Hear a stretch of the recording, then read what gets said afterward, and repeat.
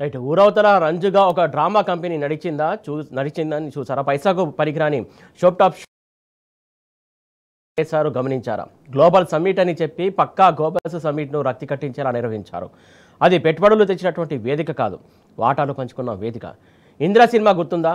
అందులో బ్రహ్మానందం బ్యాచ్ నగలు కాజేసి నీకు నాకాని పనిచేసుకుంటుంటారు కదా. అదిగో అదే పంపకాల కార్యక్రమం మహా రైజింగ్గా జరిగింది ఫ్యూచర్లెస్ సిటీలో. గ్లోబల్ సమ్మిట్ కాదు, అది గ్లోబల్ సమ్మిట్. ఎందుకంటే అసలు ఆ భూమి ఎక్కడిదండి? ఆ 13,000 ఎకరాలు బీఆర్ఎస్ ప్రభుత్వము ఒక ఫార్మా హబ్గా తెలంగాణను అభివృద్ధి చేయాలి, లక్షలాది మంది తెలంగాణ బిడ్డలకు ఉద్యోగాలు రావాలని, రాష్ట్ర ప్రభుత్వ ఆదాయం పెరగాలని, ఈ రాష్ట్రం యొక్క గౌరవం నిలబెట్టాలని కేసీఆర్ గారు 5 ఏళ్ళు కష్టపడి చేసింది.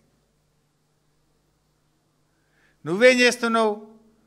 దాన్ని ఇవాళ నీ అనుయాయులకు, నీ కమిషన్లకు పప్పు బెల్లాలు పంచిపెట్టినట్టు ఇష్టం ఉన్నట్టు పంచిపెడుతున్నావు. ఇవాళ ఆర్గనైజ్డ్ కరప్షన్ ఒకటైతే జరిగింది. నీ పాలనలో ఒక మంచి పాలసీ అయితే తెచ్చినావు. ఏది? నీ కుటుంబానికి, నీ అనుముల బ్రదర్స్కు, నీ క్యాబినెట్కు మనకు వచ్చే పాలసీ తెచ్చినావు, ప్రజలకు కాదు. ఆర్గనైజ్డ్ కరప్షన్ ఎంత ప్లాన్గా ఆర్గనైజ్డ్గా కరప్షన్ అంటే బహుశా ఈ దేశంలో ఎక్కడో ఉండదు. కరప్షన్ నేర్పడానికి ఒక కాలేజ్ అంటూ పెడితే తెలంగాణ కాంగ్రెస్ పాలన ఒక సిలబస్గా మారుతుంది. పేరు మోసిన పారిశ్రామికవేత్తలు లేరెక్కడ, పేరున్న కంపెనీలు లేవు, ఉన్నది పేరు మోసినటువంటి లీడర్లే. చెప్పుకోవడానికి ఆ గోబస్ వేదిక మీద ఏమీ లేదు. జీరో అందిన కాడికి దండుకుందామన్న ఎజెండాతోనే ఒక ప్రహసనంలా తంతు నడిచింది. ఎప్పుడో 100 ఏళ్ల తర్వాత జరిగేదానికి ఇప్పుడెందుకు సినిమా చూపిస్తున్నారంటూ మండిపడుతున్నారు జనం. దానికి బయటికి చెబుతున్న లెక్కలకు పొంతనలేదు. పెట్టుబడులపై అన్ని కాకి లెక్కలే. సంబంధం లేని లెక్కలతో అడ్డంగా దొరికిపోయింది దండుపాలెం బ్యాచ్. లక్షల కోట్ల పెట్టుబడులు వచ్చాయంటూ పరువు తీసుకుంది కుంభమేశ్వరి ముఠ.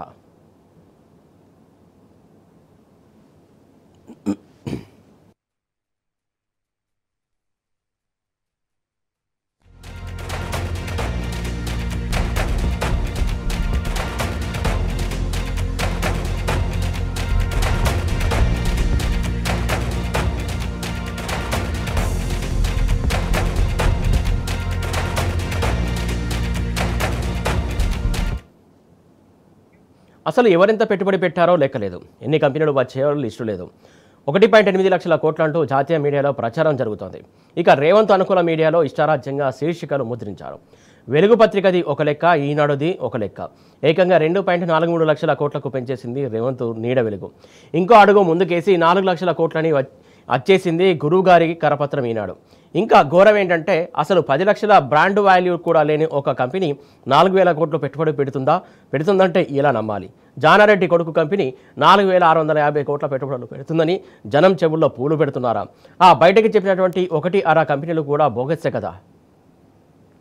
మేజర్ పత్రికలు ఇవి, చిన్న పత్రికలు కాదు. చూడండి, ఒక మేజర్ తెలుగు పత్రిక 3,97,500 కోట్లు అంది నిన్న ఒక్కరోజు.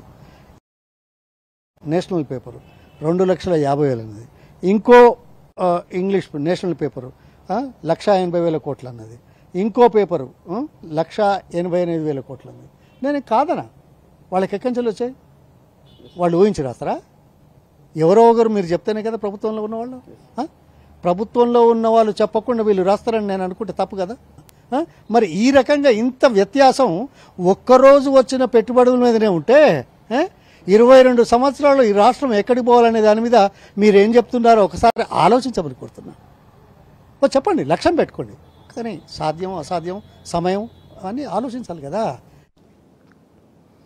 రేవంత్ మహా రైజింగ్గా నడిపించిన shop top drama utter flop. అందులో సందేహము వలదు. వాళ్ళు రాష్ట్రాల సీఎంలను పీఎంలను పిలిస్తే ఇటు దిక్కు కూడా ముఖం కూడా చూపించలేదు. పెట్టుబడులు లేవు, మన్ను లేదు, పైసా రాకపోగా జనం సొమ్ము ఊరిపేట పారబోశారు. అంతా లూటి కుట్రే.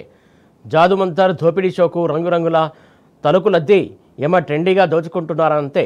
అయినా దొంగతనం చేసి అడ్డంగా దొరికిపోవడం Congress party style. Trump media company 1,00,000 కోట్ల పెట్టుబడులు పెడుతుందని తెగ ఊదరగొట్టారు కదా. ఆ కంపెనీ అవినీతి కథేంటో అమెరికాతో పాటు అందరికీ తెలిసిందే.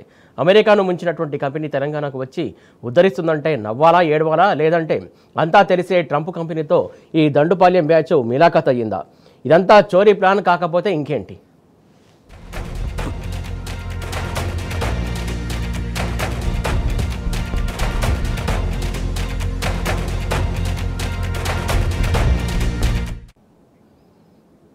సొంత కంట్రీలోనే ఆదరణకు దిక్కులేని ట్రంప్ మీడియా కంపెనీ తెలంగాణ రాష్ట్రంలో ఇన్వెస్ట్ చేస్తుందా?